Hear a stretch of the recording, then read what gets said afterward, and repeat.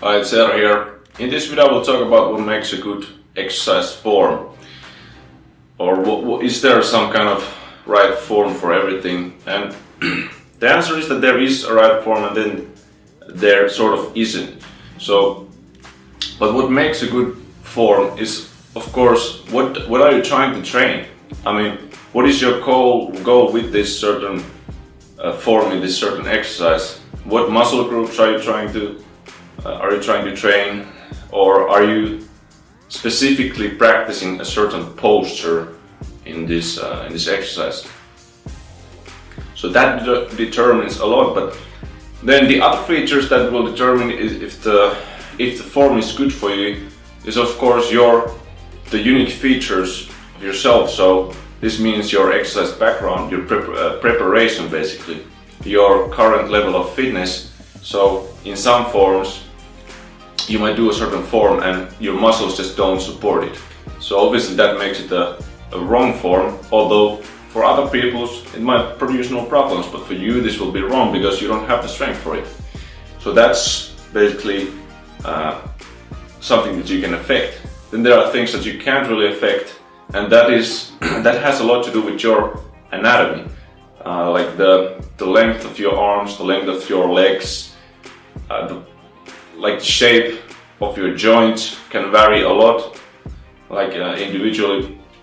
So that will also have a big impact on what will make a good form for you. And sometimes finding that proper form, all it takes is experimentation. Then I know that in fitness worlds there are a lot of rules and concepts of what is right, what is wrong, what's gonna hurt you, and usually this comes from some experiences when somebody just got hurt.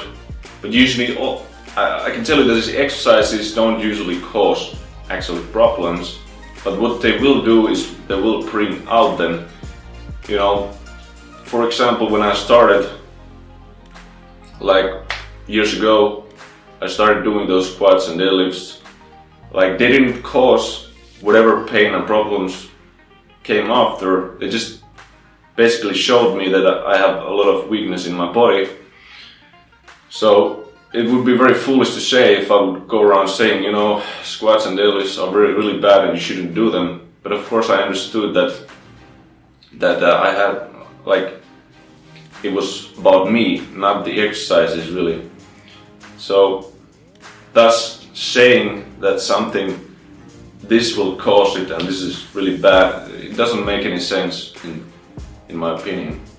Well, the main point is that you can make almost anything in your body, any aspect in your body, stronger by having a smart, progressive approach.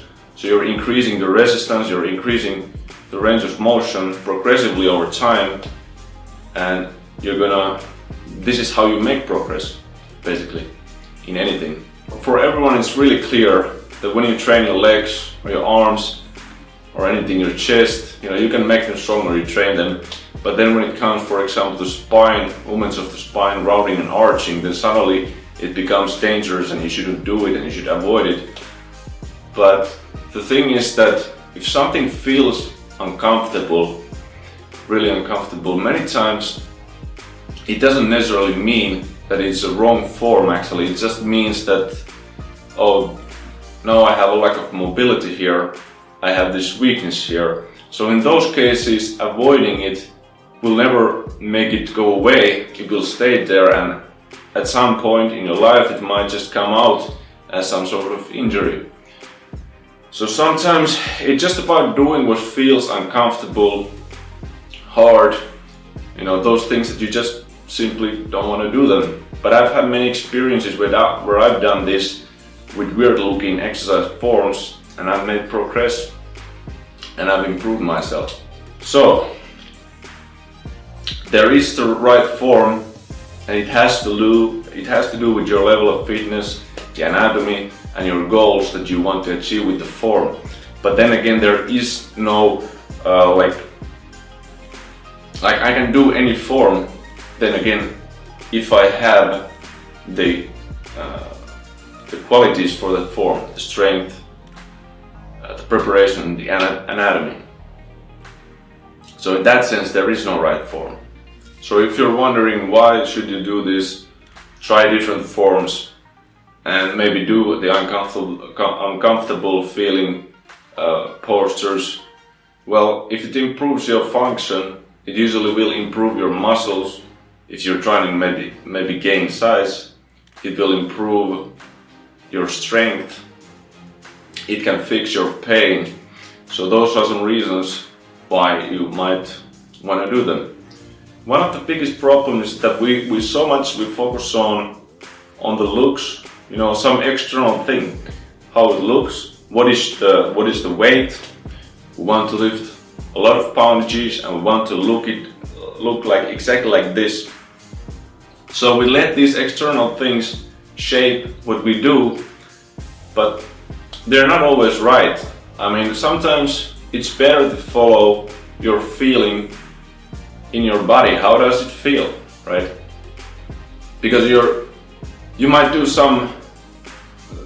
an exercise in a certain form and it looks so good. Somebody says it looks good for who? And maybe for you it feels really bad and you know that you're not ready for it, but you know, it looks good, so you continue doing it and then it all goes wrong. You can't always determine whether this form is good for you by just trying to see what it looks like. You have to have a certain responsibility over like recognizing how it feels in your body. But of course, when you're starting exercise, you have no idea, and it's something that will be like refined over the time as you will come to know better your body and how it responds to training and all that. So it's a long journey, and yeah, I hope that this video really answers to many questions, because I know there are people who are wondering like, why am I doing things the way I'm doing them? And the thing is that I like to experiment with exercises. I can't tell other people to do something for me, and I've found it so beneficial for myself trying these things and training the way I do. So that's about it. I'll see you soon. Take care.